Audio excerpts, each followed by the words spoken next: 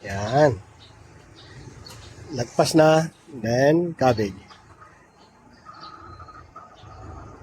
Yan. Tingnan mo dito kung nag-point na tong katawan sa kemo ko, ano. Yan. So, ipo-point yung katawan sa kemo yan dito.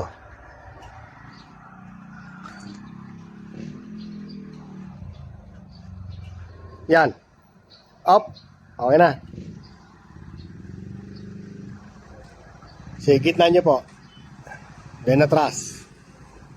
Yan. Yan. Okay.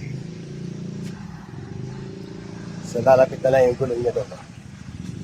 Oh, huwag mo sobrahan. Kumabig ka na. Kasi kung mapapansin mo, di siya naka-point masyado. Yan, kumabig ka ng kanan. Kabigyan mo ng kanan dito. Itodo mo na sa kanan. Yan, para hindi ka masyadong dumikit doon.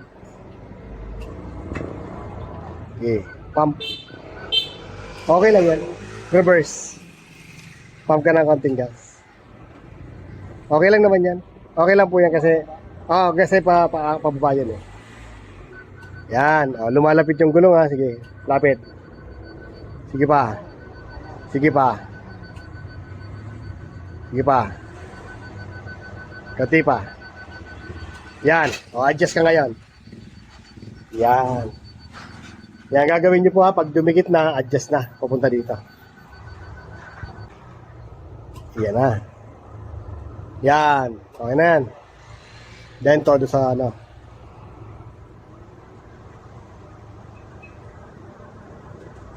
Okay.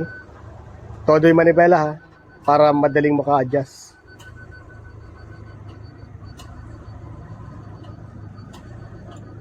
Yan.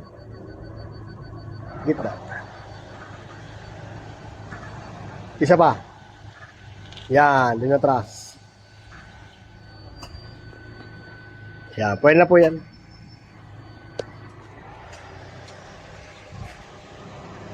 Yan. Kailangan dito may space din.